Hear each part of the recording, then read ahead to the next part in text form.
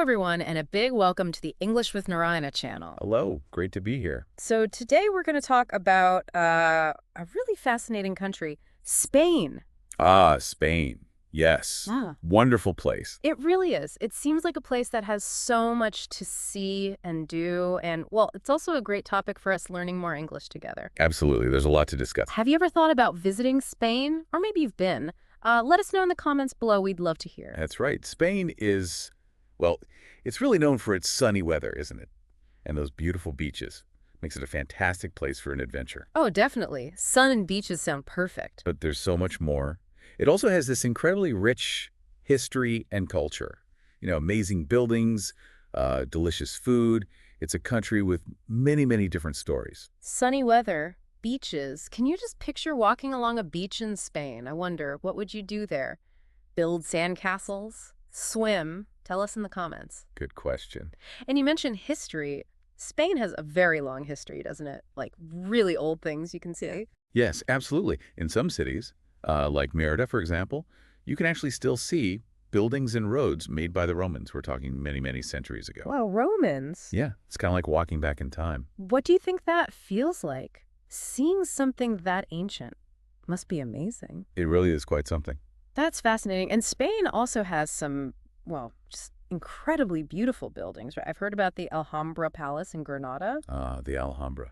It's truly special. Just breathtaking, really. Breathtaking. How so? Well, it's a palace, but it shows how different cultures, like Islamic and Christian cultures, lived together in Spain a long time ago. The designs, the architecture, it's stunning. Different cultures mixing together. That sounds really interesting. It must make you think about the history. It definitely does. It's a very special place. Are there other amazing buildings like that we should know about? Oh, definitely. All across Spain, you'll find, old castles, grand churches, lots of historical buildings.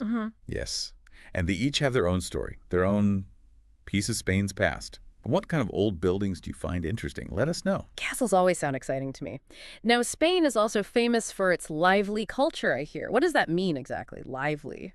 Well, Spanish culture is just full of energy, and traditions. They have lots of festivals. They call them fiestas all year round. Fiestas. Yes, fiestas. Big celebrations with music, dancing, food. Lots of fun. Have you ever been to a festival? Maybe in your country. What was it like? Fiestas sound like a fantastic way to experience the local culture. And I think I've heard of flamenco. What is that? Flamenco, yes. It's a very, very passionate type of music and dance that comes in the south of Spain, Andalusia. Passionate. Extremely. It's very expressive. It often tells stories through the music and the movements. Right. It's really quite unique, something special to see and hear. Sounds very intense and interesting. Okay, let's talk about something else famous. Food. I've heard Spanish food is delicious. Oh, it is. Spanish food is very popular. One of the most well-known things is tapas. Tapas, right? These are small dishes, little plates of food that you often share with friends. It's a great way to try lots of different things. Very social. Have you ever tried tapas? What did you think? Tell us in the comments. I love that idea, sharing small dishes. What are some examples? What kind of things are tapas? Oh, lots of things. Some really popular ones are patatas bravas. Those are potatoes with a spicy sauce. And jamón. That is a type of cured ham. Very flavorful. Spicy potatoes and ham. Sounds good. And then there's paella. You probably heard of paella? Yes, I think so. It's a rice dish. Exactly. A famous rice dish, often with seafood or meat and vegetables. Yeah. It's especially popular in the city of Valencia. Paella sounds like a must-try. Now, switching gears a bit, Spain is also home to some very famous artists, isn't it? Oh, absolutely. Some of the greatest artists in history came from Spain, like Picasso, Dalí, Goya. Huge names. Wow, Picasso and Dalí. Yep. And you can see their amazing paintings and sculptures in museums, especially in cities like Madrid and Barcelona. Yeah. Their art is often very different, very influential. Have you seen any of their artwork before, maybe online or in books? I think I've seen pictures of Picasso's work. It looked very different, very unique, like you said about flamenco. He certainly had a unique style, yes. Yeah. And speaking of unique, in Barcelona, there was another very famous person, an architect named Antoni Gaudí. Gaudí. Yes. His buildings, Wow. like the Sagrada Familia church, which is still being built, actually, and Park Güell, they're like nothing else you've ever seen. Very unusual, kind of fantastical and beautiful. They look incredible in pictures, like something from a dream. Have you ever seen buildings that look really different, really unusual like that? It makes you look at architecture differently, doesn't it? Definitely. So Spain seems to have so many different things: history, art, food. What about the landscapes? Is it all just beaches? Not at all. Spain has a very diverse landscape, actually. You've got the sunny beaches, of course, but also really big mountains, like the Pyrenees in the north and the Sierra Nevada in the south. Mountains too. Wow. Yes, and then you have the big bustling cities like Madrid and Seville, full of life, but also these charming, quiet little towns, often with all-white houses. Very picturesque. Bustling cities and quiet towns. It sounds like there's something for everyone. What kind of scenery do you listening like the most?